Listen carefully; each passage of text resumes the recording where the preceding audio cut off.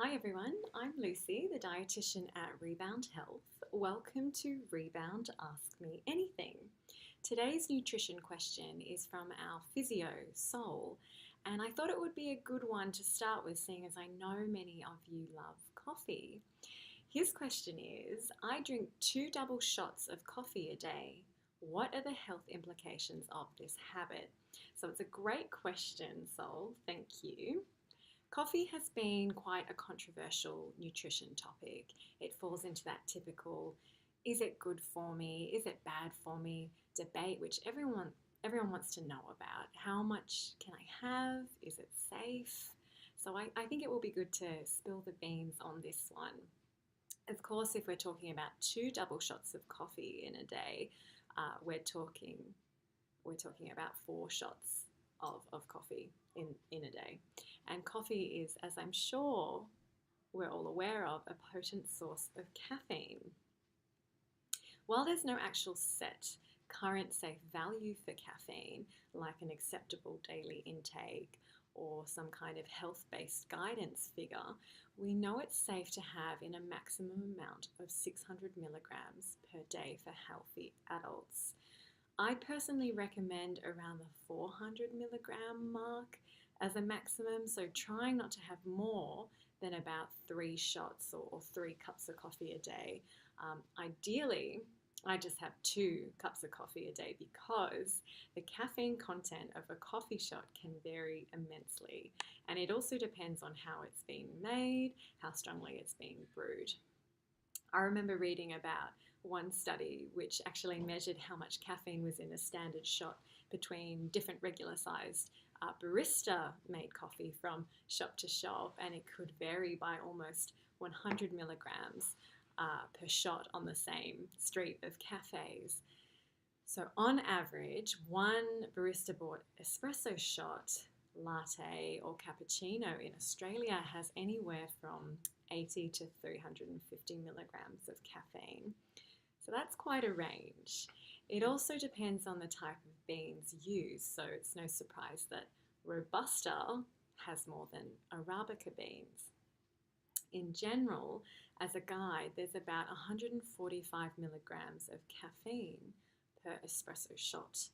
Instant coffee, say if you had 1 teaspoon per cup that you make up, would be about 80 milligrams per cup. So Sol, I know you buy your coffee out, so you're probably having 4 shots at 145 milligrams per shot, be about 500 milligrams a day. So you're definitely up towards that max daily limit. The only populations which I wouldn't apply that 600 milligrams of caffeine per day maximum limit to would be children. So caffeine, it's really should be limited for kids in general. It doesn't take much for them to feel the effects of caffeine because of their small body size, and because of that, the effects are more pronounced. This limit's also not applicable to our ladies who are pregnant, as caffeine crosses the placenta, and also if they're breastfeeding. So for you ladies, I try to have less than 200 milligrams a day just to be safe. So around the 2 cups of coffee a day as a limit. So what actually are the health implications of having a moderate amount of caffeine, moderate amount of coffee in a day? So no more than that 600 milligrams, 4 cups, 4 shots in a day. Ideally more like 3 cups of coffee around that 400 milligram mark per day. The good news is that coffee is really high in antioxidants, known as polyphenols, and for many people, their morning coffee would actually contribute to their daily intake of antioxidants, and some polyphenols have been shown to exert anti-cancer properties.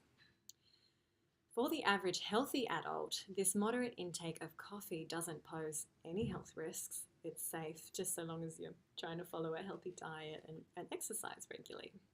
There's no evidence that this moderate intake of coffee is related to an increased risk of developing cardiovascular disease or cancer.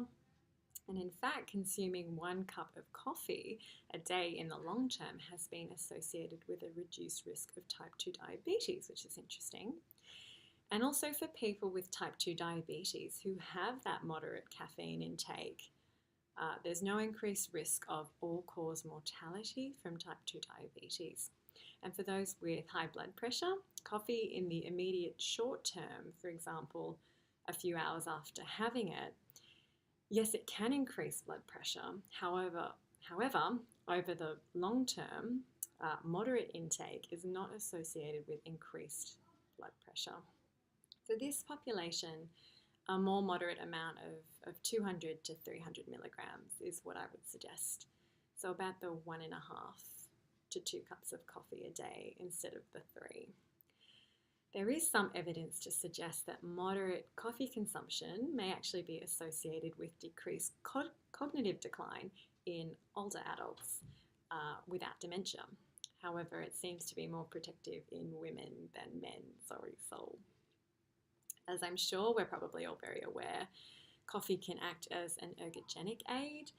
And what I mean by this is simply it can help you to feel more awake, more alert, boost perceived energy levels, concentration, reduce feelings of fatigue, and even improve performance in a variety of different types of exercise. And that's more of a sports nutrition approach and a whole topic on its own.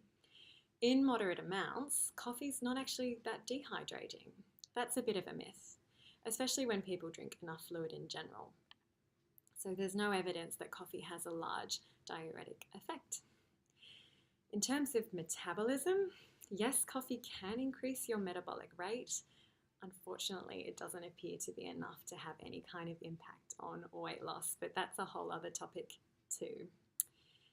What I'd really like to talk about today is there's often a lot of talk about caffeine and bone health. So this is something to keep in mind.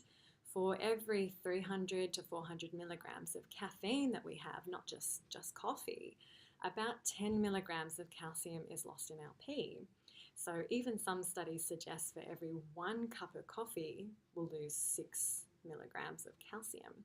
So in excessive amounts, so above that 600 milligrams of caffeine a day, this may negatively affect bone mineral density and place you at a higher risk of osteoporosis and fractures. But for a moderate intake, that's not associated with an increased risk of osteoporosis or any adverse effects on bone status and general calcium balance in the body. However, that's only if your calcium intake is superb. So my tip there is make sure you're meeting your calcium requirements daily and getting some regular resistance training in there too. That's a real shout out to Sol there. He's very passionate about the benefits of resistance training. And if you're having a strong coffee, so say Sol has his 2 shots in 1 cup and serve that with milk, be it cow's milk or a plant-based alternative fortified with calcium, I would be inclined not to count that towards your daily calcium intake, Sol, because another nutritional effect of caffeine is that it can reduce how much calcium we absorb from our gut when we do eat calcium-rich foods, and dairy or plant-based sources of calcium are good sources of calcium, and we generally only absorb about 20 to 60% of that calcium anyway. So just be aware that it's likely you're not getting as much calcium from the milk that you're drinking as you might think in your coffee. There is some evidence to suggest having coffee with meals can also stop us from absorbing as much iron from our food because of coffee's tannin content. But really that's more plant-based iron, something called non-heme iron, and that's something more for vegetarians and vegans to be aware of. And all I would suggest there is try to have, where possible, not have coffee with your meals and have them in between meals. So remember that coffee is not the only source of caffeine available. It's also found in tea, in chocolate, cocoa, cacao, any chocolate flavored products. A lot of soft drinks like Coke and energy drinks have caffeine. Anything that contains guarana, which is a South American plant which is naturally very high in caffeine. and even some medications like cold and flu tablets. And surprisingly, decaf does contain just a little bit of caffeine still. It's only about 2 to 4 milligrams per cup. There's still a little bit there, so something to keep in mind. So in conclusion, I do believe that you can have too much of a good thing, but there are some good benefits associated with moderate coffee intake. I do recommend trying to have more of that 400 milligrams of caffeine intake a day, so more like 3 cups a day of coffee, even 2 given the variability in caffeine content that we've seen between different coffees. So I hope everyone's enjoyed this week's answer. If you have a nutrition related question that you'd like to have the answer to, please feel free to leave it in a post below for me. And stay tuned for next week's episode of Rebound Ask Me Anything.